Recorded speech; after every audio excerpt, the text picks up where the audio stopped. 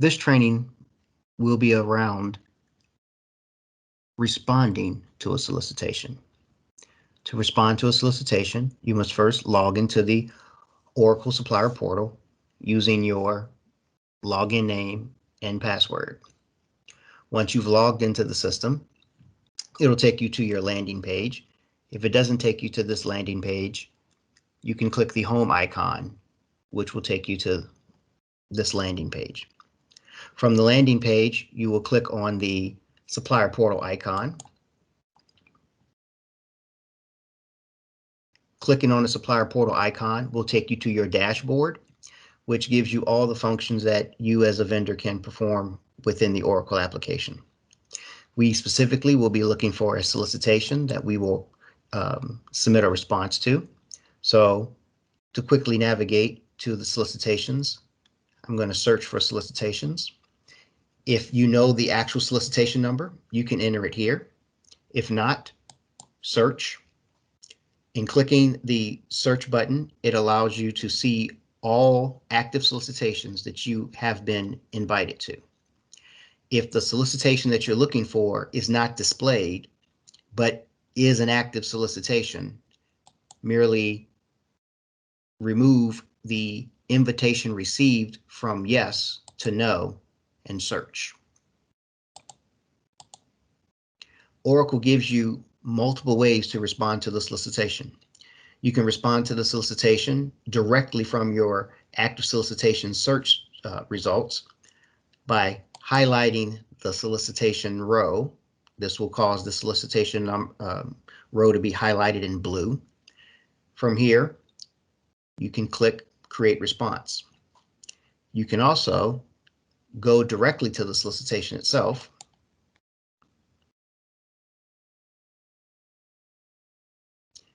Taking you to the cover page of the solicitation, and you're able to create response from the menu of options to the top right of the screen. You additionally can go to Actions, drop down, Respond, and create response from here as well. Once you've selected Create Response,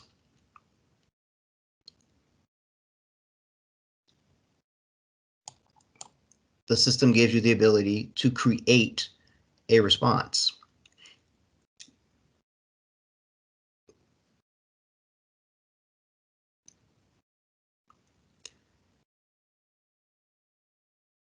It will then open a new response proposal. It will provide you with a unique proposal number and give you the ability to navigate through the actual solicitation itself.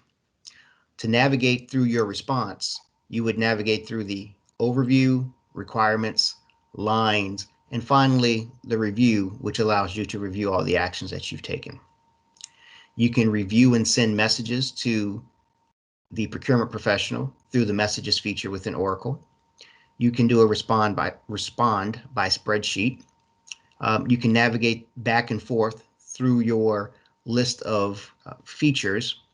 You can save at any point. You can submit and/or you can cancel. On the cover page here, or the overview, you will see the title of the solicitation. Clicking on the title of the solicitation will take you back to the solicitation itself. Right now, you're in the response where you're creating your response. It'll have your supplier's name. It'll give the time remaining on the solicitation in days and hours. It will also give you the close date and time of the solicitation. As you get closer to the actual close time, this will move from days and hours to hours and minutes to minutes and seconds. There's really nothing that you would be updating here unless there is some message that you would like to submit to the buyer. It is not advised that you put any attachments at the overview level, as all attachments and requirements will be in the requirements area, and that's where the category manager as well as potential evaluators will be looking to see your response. So to navigate to the response, or excuse me, to the requirements, you can go from the top of the screen here, or you can go to next.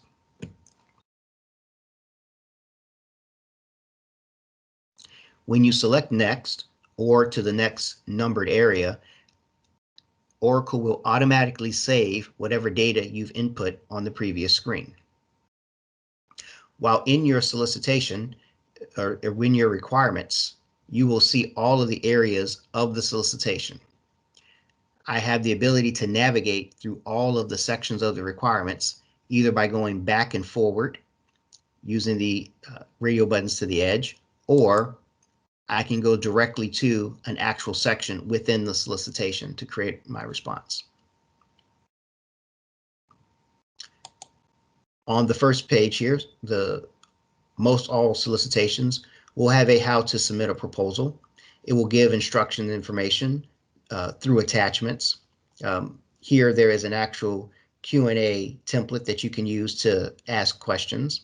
It will also give the contact information of the category manager or procurement professional who is managing the actual solicitation. Typically within section 1, this is for informational purposes only, and there's nothing that you would need to actually respond to. Section 2 is the required consent.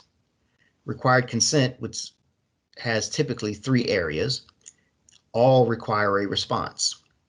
With all of your requirement areas, you will note in bold and typically in all caps what is required of you for that respective section. Here, a response is required. You can read the instructions as to what you're either agreeing to or saying that you can't agree. Here, we're acknowledging that will be an online response and all signatures will be electronic, and we're in essence acknowledging that we are in agreement and with the use of electronic signatures. So we would note that we agree.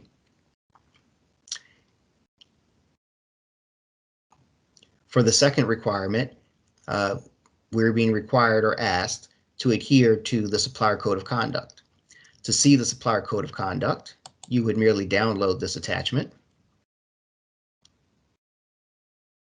read the requirements from the download once you've downloaded it, and then say that you agree, you have read and that you agree with the Supplier Code of Conduct.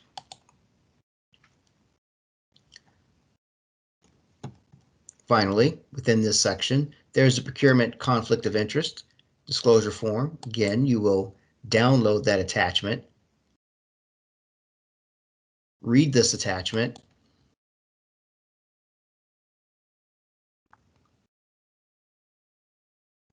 and once you've read the attachment, you will electronically sign it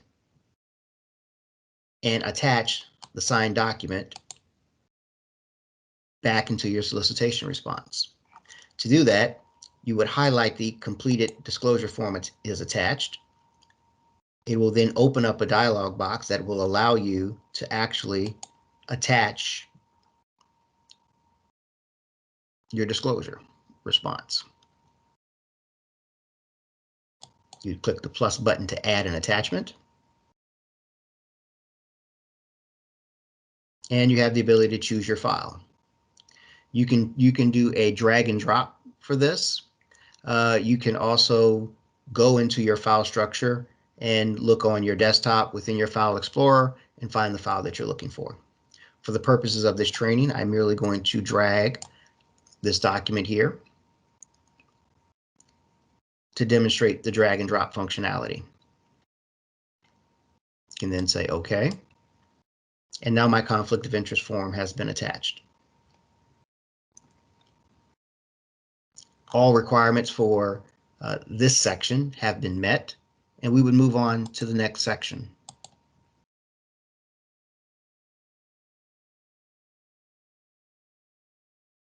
Here again, you'll see what is required of you, read and acknowledge. This would be the actual solicitation document, noted as the RFP, as well as any other attachments or appendices.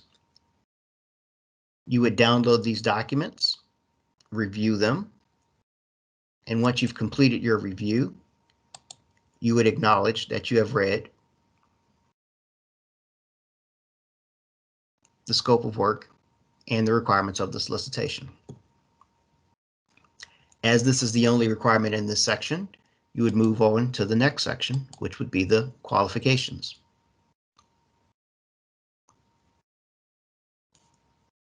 For this specific solicitation, there are multiple requirements that are required here. You are required to attach a performance history in an org chart. You are required to attach a Form 330 Part 1. Here, you are required to attach requirements of your qualifications and key personnel.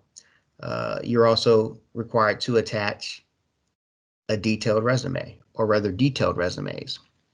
Depending on the respective solicitation, some of these items may be a multiple choice single selection.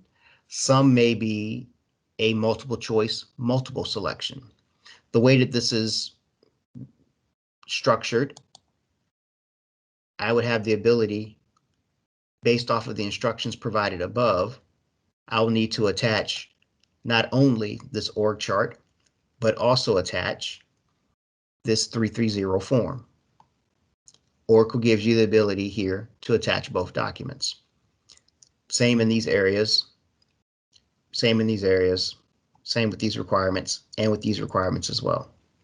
You will need to read the instructions, what is required for each requirement, and then perform and attach accordingly.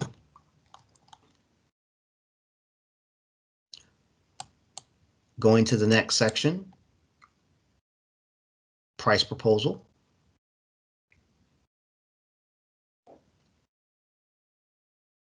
You would download the attachment. Again, following the instructions, response is required. Download the actual attachment, complete the form, attach the completed form. Same is required here. Read the actual instructions, download the forms, attach the required information.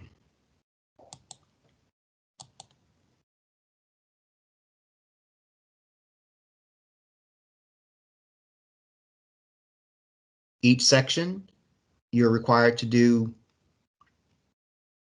in essence, read the instructions, download any attachments if necessary, upload any completed forms as required, read and acknowledge, and follow the instructions of each of the requirements.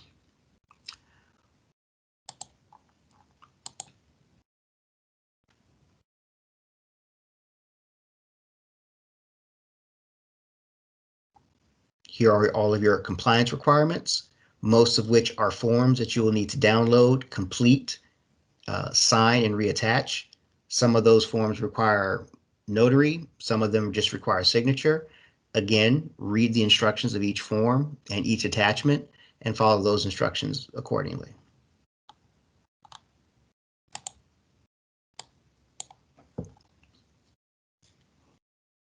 The next section would be for the actual procurement forms. Here, there are areas where you would need to provide a multiple choice response, and depending on your response, some comments if necessary. But with most of these items, you are either going to download an attached form, complete the form and reattach it, or attach a form as required.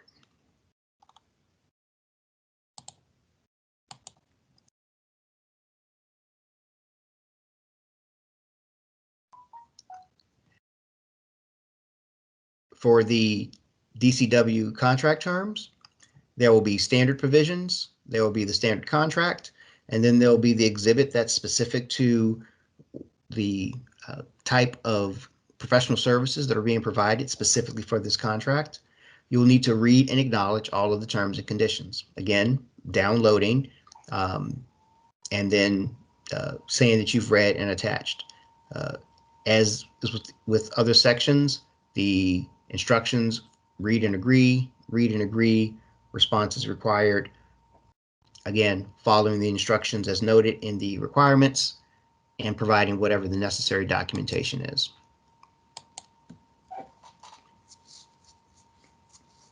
The final section is typically the amendment section.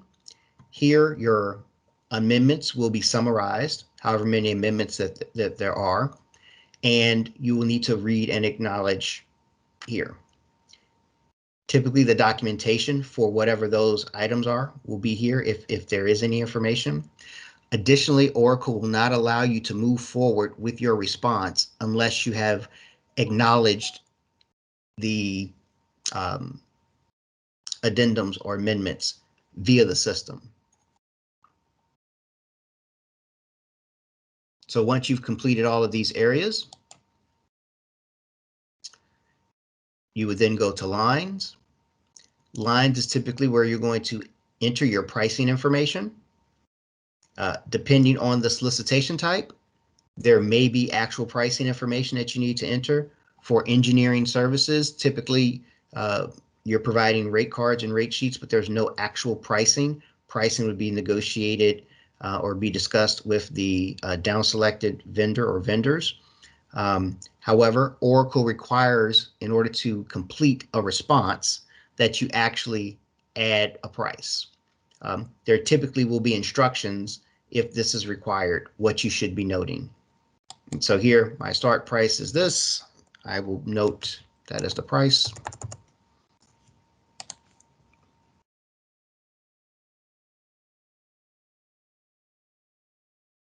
I can now go to review. Depending on the solicitation, there will be instructions on how you should handle your lines and submit pricing. I'm now in the area where I can review. I can review my requirements. I can review the lines, kind of tab by tab here.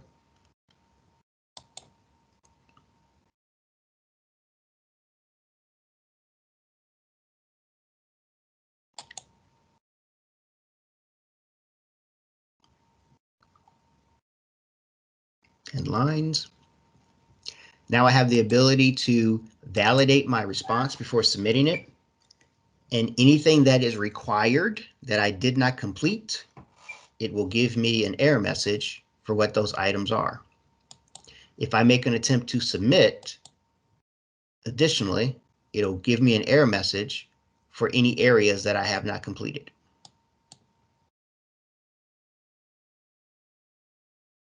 This concludes the demonstration for submitting a response. There is additional information from a slide deck standpoint. If you go to dcwater.com, navigate with Work with Us, Procurement, Technology Update,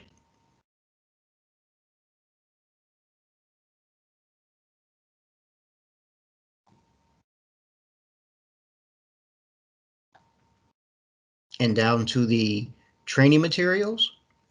And the information that we covered here was under Section 3, Managing Solicitations.